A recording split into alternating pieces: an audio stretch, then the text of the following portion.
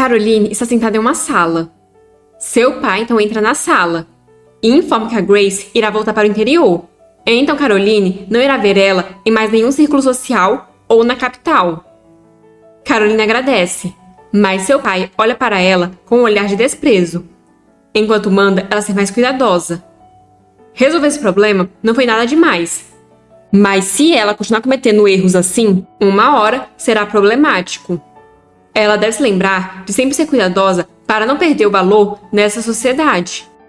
Caroline só precisa parecer perfeita para os outros, mas agora ela está cometendo erros por causa de uma menina de 8 anos. Caroline diz que não cometerá mais erros, mas furiosa, ela pragueja aquelas malditas Agnes. Quanto mais a vingança demora, mais confusa ela fica.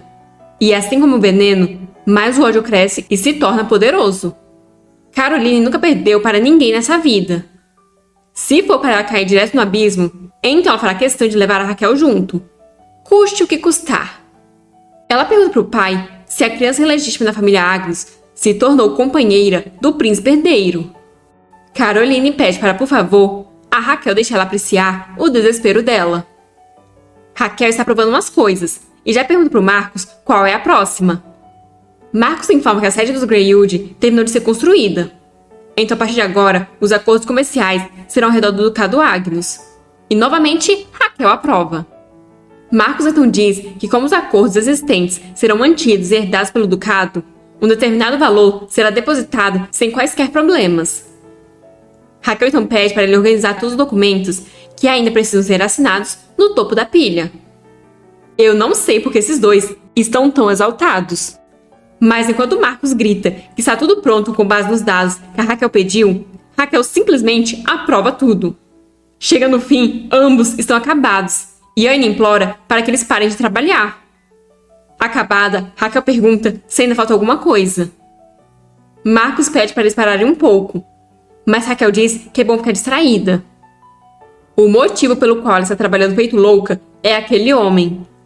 Depois de ser rejeitada, a única forma que ela encontrou para escapar da realidade foi focar no trabalho por uma semana inteira. Uma pena para o Marcos, que foi pego no fogo cruzado e se tornou um homem dos tempos modernos, lotado de horas extras. Mas ela ainda continua pensando naquilo. Ela sabia que era um amor unilateral. No entanto, por que as coisas tinham que ser assim? Naquele dia, ela disse que entendeu. Então, iria embora. Mas rapidamente ela se levantou e lascou um beijão nela. Isso só deixou ela ainda mais confusa, pois se ele falou que não gosta dela, então por quê? Ela nunca consegue entender o que ele está pensando. Marcos diz que ela acabará desmaiando assim, então pede para eles descansarem um pouco, mas Raquel prefere desmaiar. Marcos diz que assim não vai dar. Agora que ele já tem uma renda fixa, eles têm que achar jeito de usar isso. Raquel diz que quer fazer compras com a Liz. Bem, isso não é exatamente um plano, mas está tudo bem. Raquel pergunta o que a Liz está fazendo agora. Anne diz que era para ela estar na aula de etiqueta, mas a Grace ficou doente, então Liz deve estar triste, já que essa era sua aula favorita. Então, empolgada, Raquel diz que vai chamar a Liz para elas saírem. Ela não precisa de alguém que a odeia, apesar de ele não ter dito isso. Raquel ama a Liz, e a Liz também a ama. Focar apenas nela será muito mais produtivo e feliz para Raquel. Mas antes, Raquel manda a Anne enviar uma carta para o Grão-Duque. Ela fará questão de ficar longe de um homem que só sabe deixar ela confusa. É nesse tipo de relação que eles estão. Raquel se ocupará apenas em criar um lindo caminho para o futuro da Liz. Liz é tudo para ela. Theo se torna sombrio. A carta dizia que, como ele falou que não gosta dela, então tudo acabou entre eles. Agora, ela irá aproveitar o ápice de sua vida. Theo então amassa a carta irritado.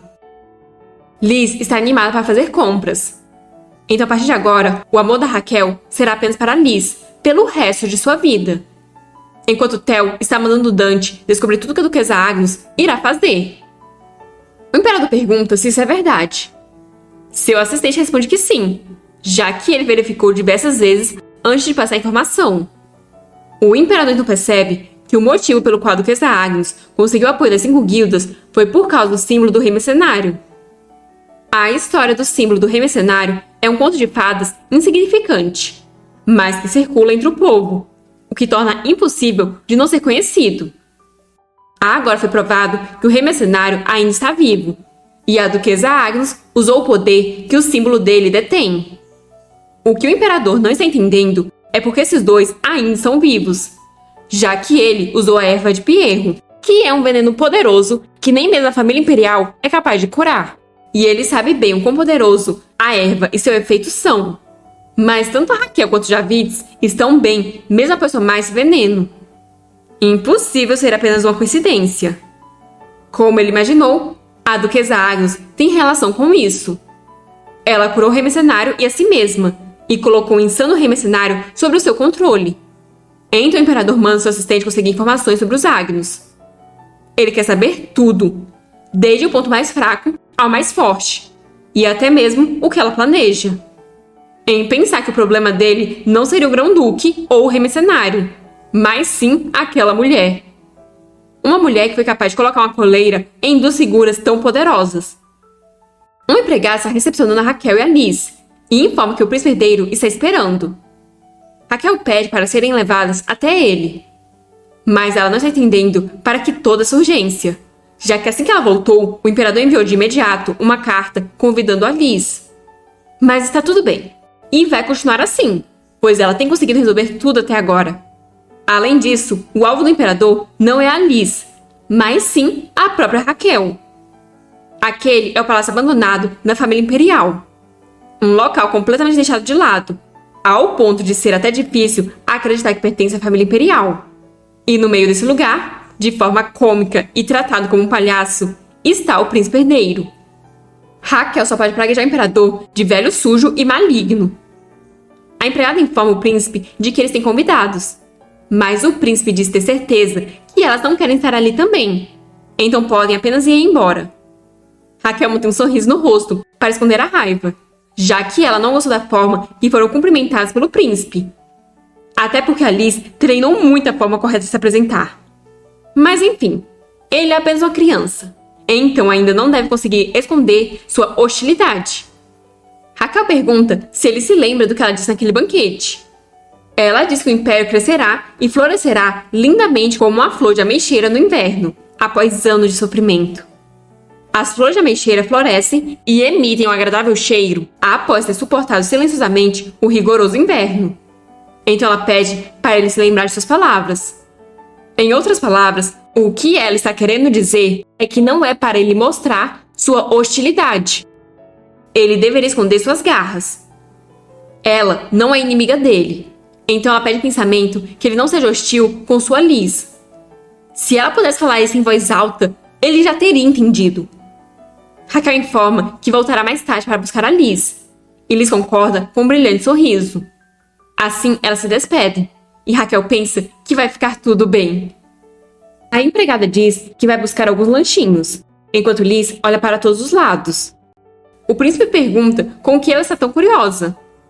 A questão é que foi dito que ele era um nobre de alto nível, mas do jeito que ele é tratado, não transparece isso. Aquele lugar não chega aos pés da casa da Liz.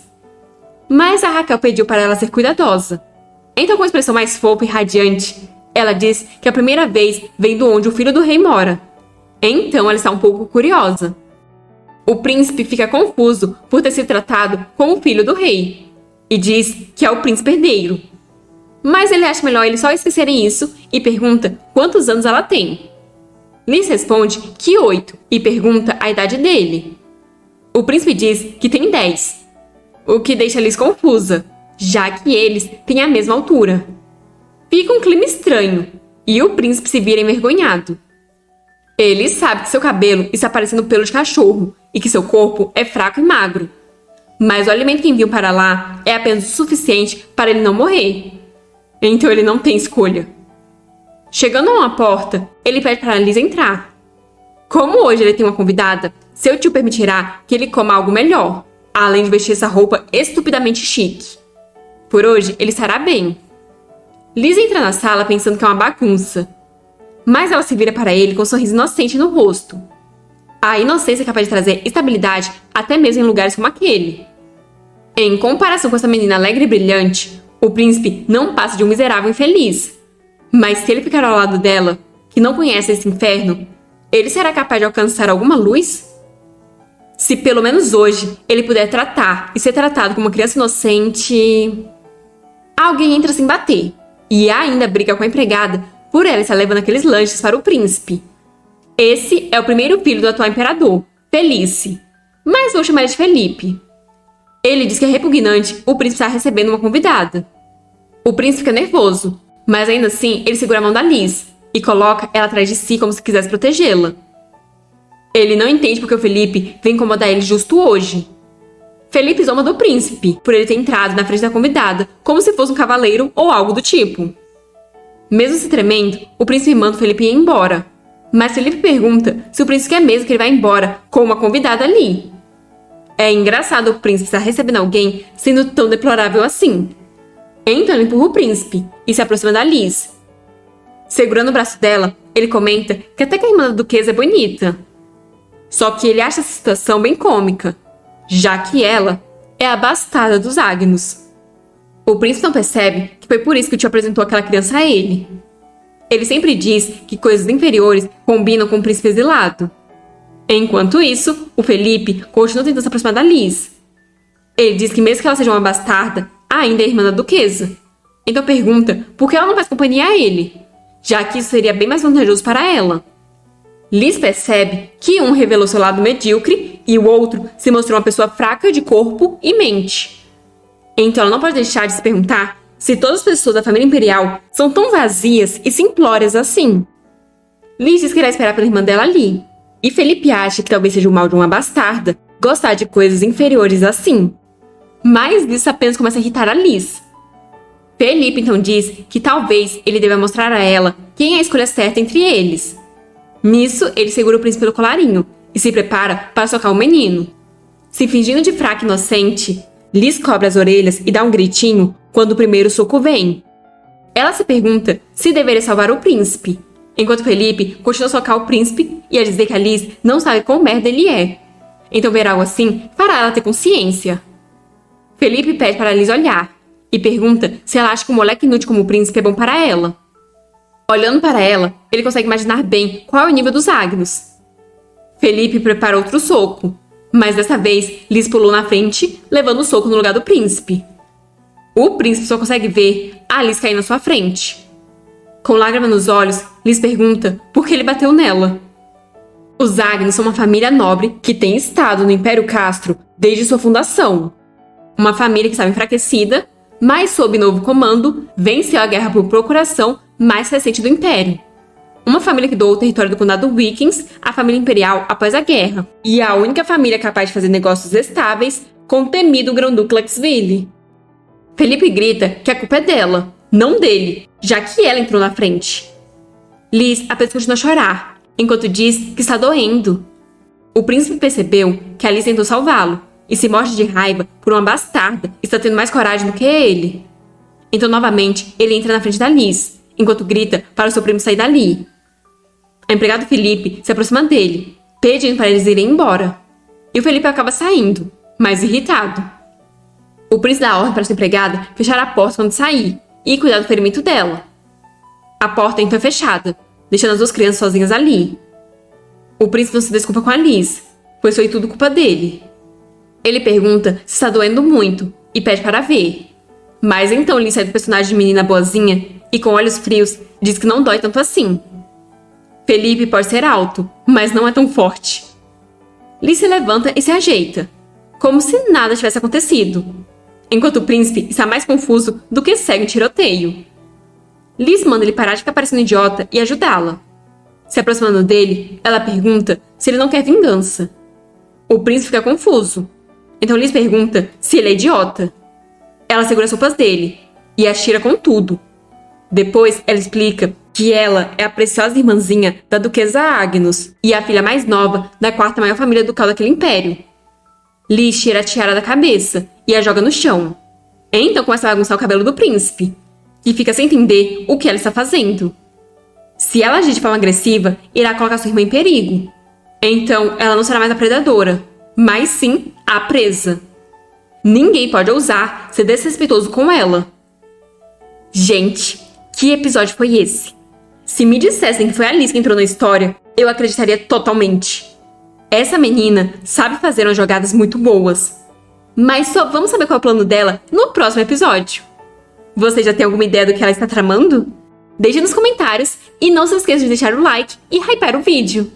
E até a próxima!